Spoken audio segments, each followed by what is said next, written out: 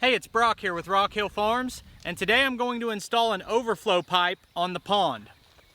Now, if you look at this peninsula right here, that is perfectly level. Ground level is the same on that peninsula and on this bank and on the far bank and on 95% of the pond, except for that area over there that's raised. And this spring we got a really rainy stretch and we had water overflowing out the backside, actually in a couple different places, and just flooding out. And I want to direct it. Also, when it gets completely full to the brim like it was, it puts a lot of pressure on the dam on that side, and the dam started leaking into my neighbor's property. So I don't ever want it to get 100% full. I want to drop the maximum water level by about 8 inches. So the way I'm going to do that is with this 8-inch round pipe. And I'm going to install that where the top of this pipe is at ground level, the existing ground level, and just bury it there. And that way the water should never get more than 8 inches lower than full. Kind of said that in an awkward way, but hopefully it makes sense. And it's a round pipe, and I'm trying to decide how to dig a round trench here. I've got a couple ways to dig a square trench or a V-shaped trench, and the videos I've watched on this, a lot of them are digging like a 2-foot wide trench for an 8-inch pipe and then filling in loose dirt around it. With my bucket on my backhoe is pretty narrow. I don't want to dig it oversized like that, but I want the dirt, or this is all clay, I want the clay to be packed tight around this pipe. So I've been trying to decide the best way to dig this little trench. It's only 20 foot long, not that big of a deal, but I've got different ways I could do it. And what I think I've decided is I'm just gonna come in with the skid loader from one direction and dig down and then have a straight back wall, then put a little loose dirt in there, push this down and fill back over it. I've had this plan in place, but I've waited for it to be hot and dry for the last month like it has been, so water level would go down and we wouldn't be actually draining the water as I'm installing this. So anyway, I'll go get the machine and we'll get started. So I'm up there narrating different ways to make a trench down here, and I still think probably the best thing is the backhoe on the tractor, but I just took it off and I've got a lot of other work that doesn't need it, so I just don't feel like putting it on. And then I'm like, I've got a trencher. Now, this trencher's not ideal because it cuts a 6-inch trench. If I had an 8 or a 10-inch chain on it, it'd be perfect because it's gonna buzz across here so quick and easy. But I decided to go ahead and use it, and then I'll just break out the sides with the bucket. So I need to put a little grease in the tensioner for it and in the nose bearing.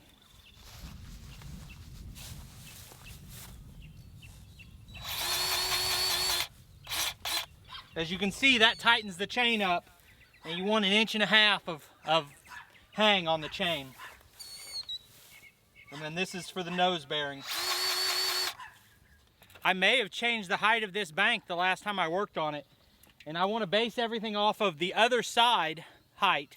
So I'm going to set the transit up here and see where we are on this side compared to the other side.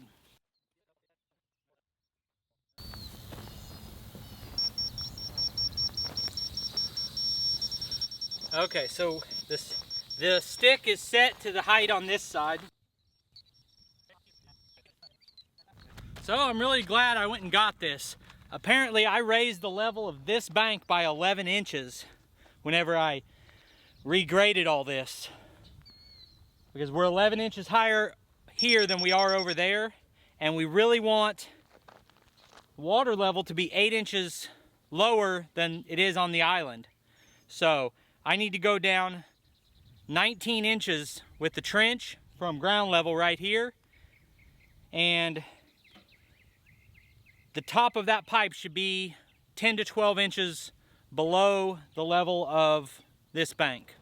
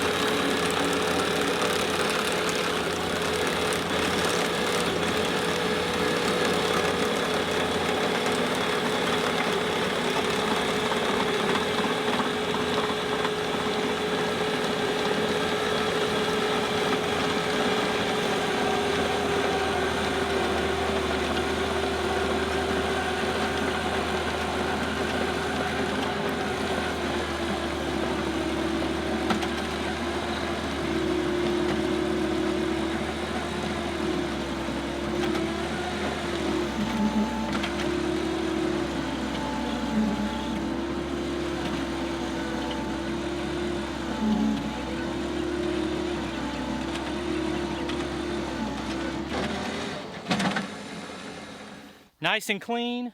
Actually, it did not scrape the bottom. It has a scraper tool at the bottom to pull your spoils out, but I don't have it adjusted forward far enough for a shallow trench, so it kind of left some of that in there, but that's all right. I wish I had an 8-inch chain on it today, but for most applications, I think I'd rather have this narrow trench.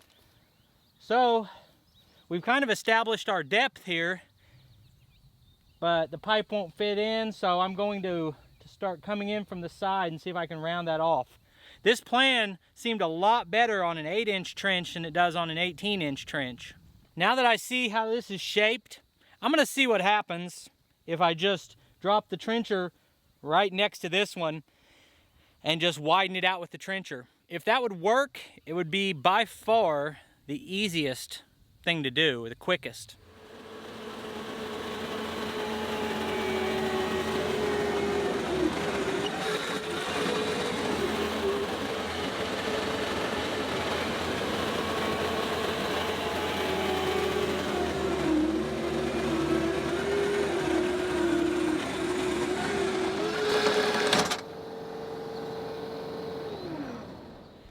So basically, trying to dig 2 trenches on top of each other to get a double width worked fine, except the design of how it pulls the loose dirt up is for there to be no space for it to fall out.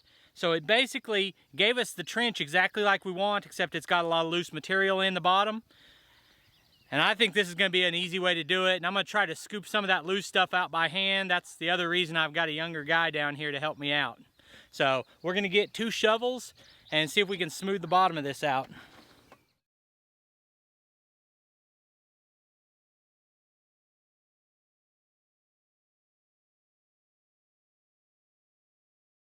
So I measured the bank about 20 feet down that way and came up with it being exactly 20 feet that we needed to drop it in.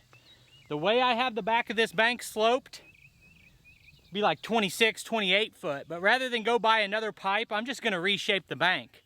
This isn't set in stone. I can have it, it doesn't need to be 24 foot wide flat on top. So the only thing stopping us from burying this is I want this to daylight right here. So I'm gonna get the skid loader bucket and kind of reshape this part right here. Then we'll be ready to cover this pipe in.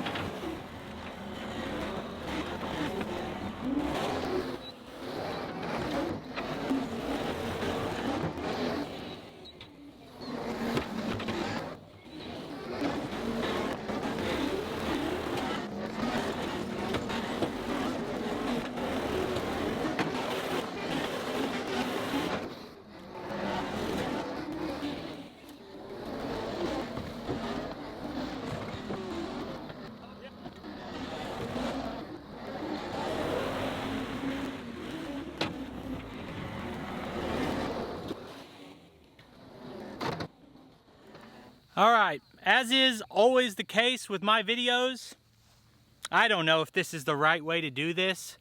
It's just what makes sense to me. I've never done it before. I'm no excavating expert or anything like that. But that will now keep the water level on the pond about 8 inches lower than the top of the island. It's a peninsula now, it's going to be an island. But this will keep the water level 8 inches below that, take a little bit of pressure off the dam, control where the water goes when it floods, and then I'm gonna put a drainage ditch out here to deal with where the water goes when it does come out of the overflow pipe, which might be a few weeks, a year. I appreciate you taking time to watch this video. I'll put links on the screen to a couple more of our videos, and I'll see you next time.